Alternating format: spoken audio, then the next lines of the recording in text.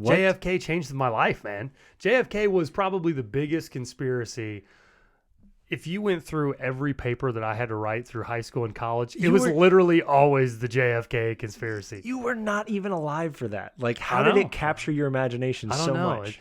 I think conspiracies to me is the ultimate level of like nonfiction fiction. Mm-hmm. And I don't like fiction at all. I can't read a fiction book. I'm not into it whatsoever. Okay. I like truths. I like, funny that I say truths. Right. Conspiracy theory, but I like the idea of true reality. I like the idea of possibly this could be true. This could be very compelling, and in a fictional way, I'm okay with it. I don't know.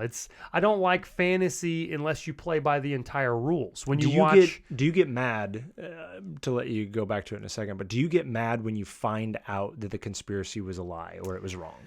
I've been disappointed by the conspiracy theory world many, many times in my life, but over the last 5 or 6 years, it's happened multiple times, like one on top of one another, where I'm kind of sort of taking a step back from the conspiracy thumper train. You're just putting it on the shelf for a bit?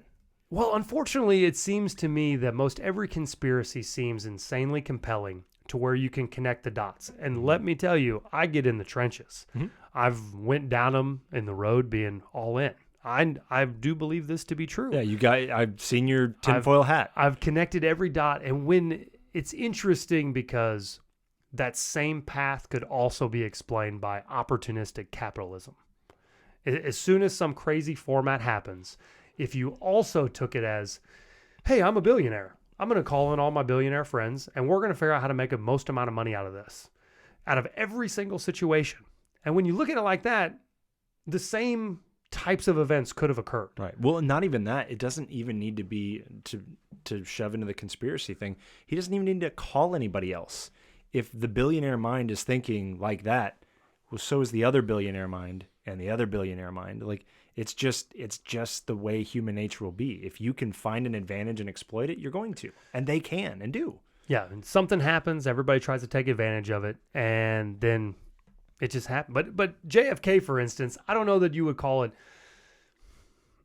It's a very compelling story because there are so many question marks, and it could just be the unexplainable, but there is so many shenanigans involved in that particular conspiracy that it becomes the president of the United States, most popular person in the whole entire world got assassinated. And a very controversial, I don't want to say controversial presidency, but he had a lot of things a lot of moving parts. Like he was a big member of the space race. He was a big member of trying to stop the Soviet spread. He was a big member of, he had his hand in so many really, really important tasks. Then he's dead. Oh, yeah.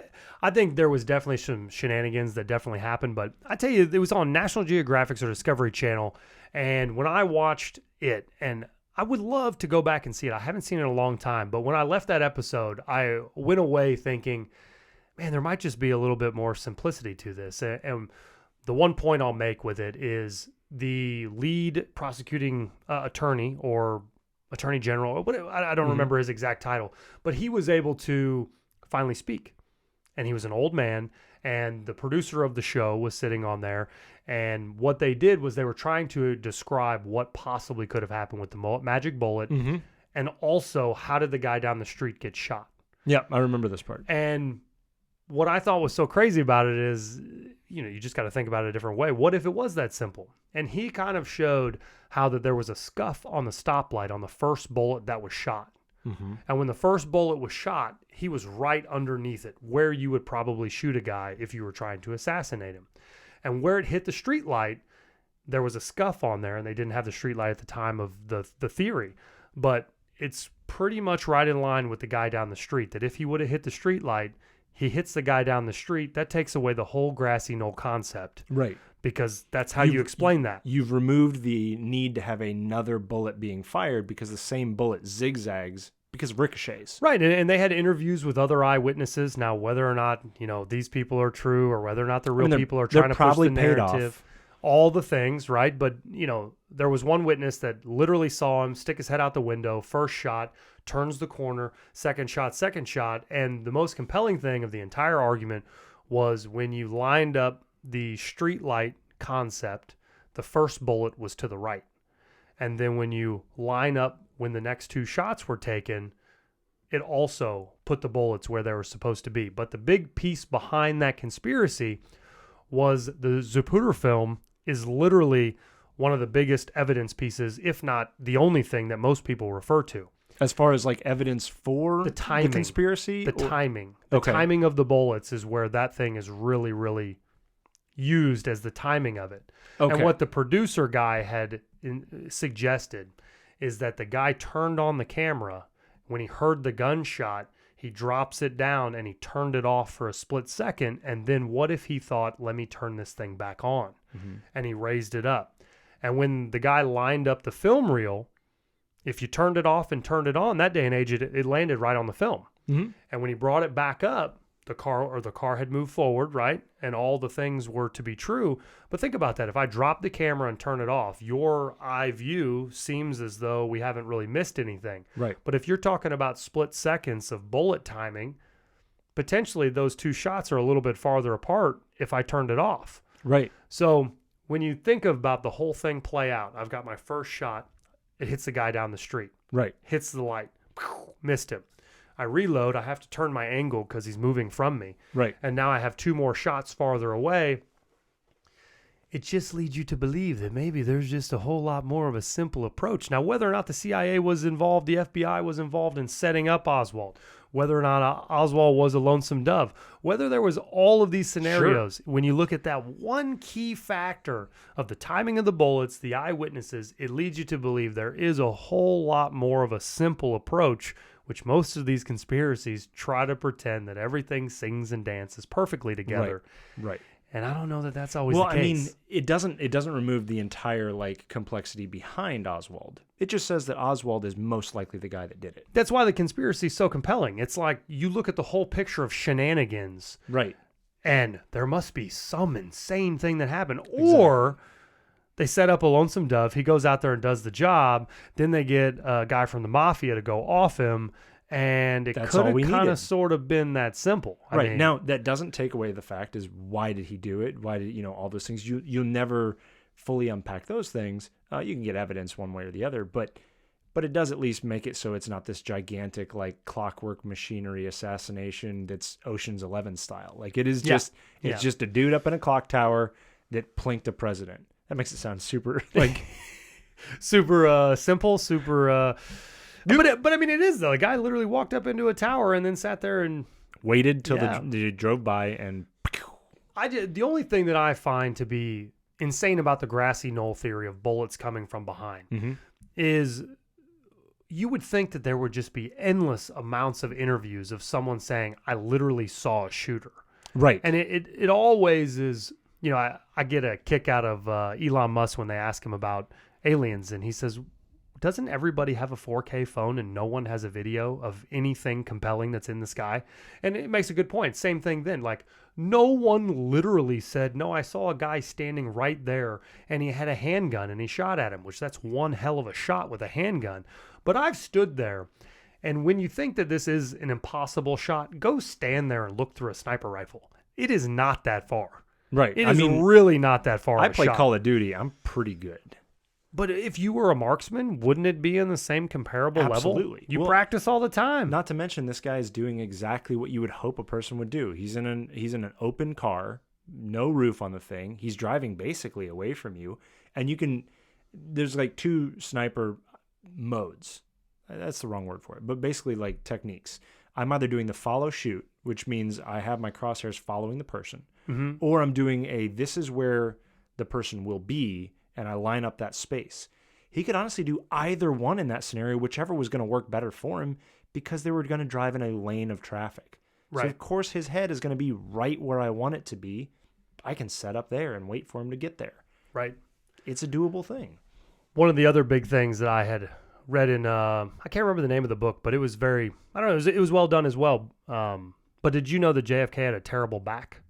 Yeah, I think it had something to do with an injury when he was a kid, wasn't it? But a terrible, I don't know for sure how he got it. Needs to take medications. He would wear a humongous splint up his back to alleviate some of the back pain. And one of the biggest parts of the conspiracy is his movements and the way that he was moving. Oh, you're saying that it looked so weird the way that he moved. No normal human would move that way. Yeah, one of the big reasons that everybody kind of talks about how it looks like he was shot from the front because he flew back. Right. And in this book, they kind of spelled out what this split Back, was. if I'm remembering the movie, back and to the left. Back. And is Costner. Costner did this over and over again. Yeah, I know what you're talking about. Yeah. Yeah, I was trying to think of my angles. I had the Zapruder Oh, don't film. don't build it. Just was- remember Kevin Costner. Put his Yeah. face in your heart, and then you'll know what I'm talking Yeah, about. it feels better with him. No, but he wore this back splint, this Mm-hmm. big splint on his body. And what's weird is when you see his movements like it was. But imagine if you had your back splinted up so much. You know kind of how he moves Sure. really quickly and he's like a board. Yeah, he looks like he doesn't bend. Does anybody not? I don't know anyone that knows that he wore a splint pretty much every time he was in public. That's a little bit different. That's another factor of which you're not thinking about. Kinda Why make he's him look weird. slingshotting back. Well, he's in a splint, so if you just went forward, where's that thing going to push you? Zoom, spring loaded. Yeah. Now, whether or not that's true, but a lot of the other shenanigans with bullets and was the bullet switched, I don't disagree. They probably couldn't find the thing. It could be that simple too. We've got to close this up because you know what happens if we don't close it up? Russia's going to drop a nuke on us. We don't have a president until we finish this. This is the middle of the Cold War, and if we don't make a compelling story that makes it out to not be Russia assassinated our president, we will fire a nuke at them. Well, not only So that, the public opinion will say we have to fire a nuke at them. How many wars has there been based on some kind of an incident? 9/11 is one that just kind of happened pretty darn recently. Buildings get knocked down. We've been told a narrative, and I'm not suggesting that's not accurate, but the narrative was Middle East, boom, we're in it to win it again. Well, go to the really easy one, World War II. We were not going to get into World War II. We were ready to sell arms. We were ready to back people up financially. We were ready to do all of those things, just like we did in World War I for a long time. Sure. But then as soon as we get attacked and the public narrative changes from we are sitting on the sidelines to we have been black-eyed. Well, now everybody's all in, and it is no Change problem. the car factories. We're making tanks. We're going to war. Heck, they might not even had to ask anybody to make tanks. I'll bet you every single person would say, "Why are we making cars anymore? I want to make tanks." Sure. The whole country jumped on board, and Nazis and Japan were numero uno. They're going down. But when you think of the JFK deal, it was so ingrained in the Cold War that there is an awfully compelling version of it to where, once again, if you sat the government in a little think tank and they say, we need to have an answer like today so that we don't go to war tomorrow, whether or not it was him or not, unless we're dropping nukes, we've got to fix this now. This is better, yeah. So let's find a bullet. Let's, we got to plant some evidence. We have to dial Any this up narrative quick. is better now than nuclear war tomorrow. Sure. And even honestly, if you think about it, if I'm Russia and I'm watching this unfold in America, I'm concerned that they're going to think it's us. So maybe he went to Russia for years and years and years and basically looked like a Russian spy is what he looked like. So maybe we preemptively attack because we're afraid they're going to attack us first. So then America goes, I know that they'll think that we are, that they are, and let's finish it quick. And I'm not even maybe it was a Russian spy. Maybe he was. Sure. But but is war worth being right? That's what I'm saying. So if they were in a position where even if they thought that all of that's why they were following, that's why they were threatening him all the time. That's where all that stuff was coming from, because not only was he going to Russia, he was also going to visit Castro and things like that. He was public enemy number one anyway.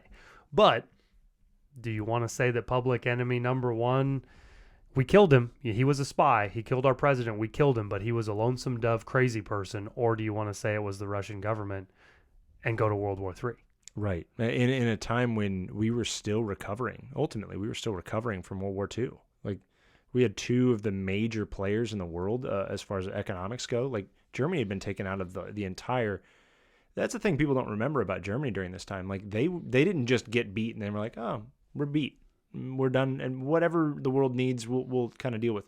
They were still having insurrections. They were still having battles and things within their own, new government of who should be in charge and whether or not. It wasn't like they lost World War II and went, sorry, we'll do whatever the world says. Like, there were still people that believed in what, Hitler spoke about.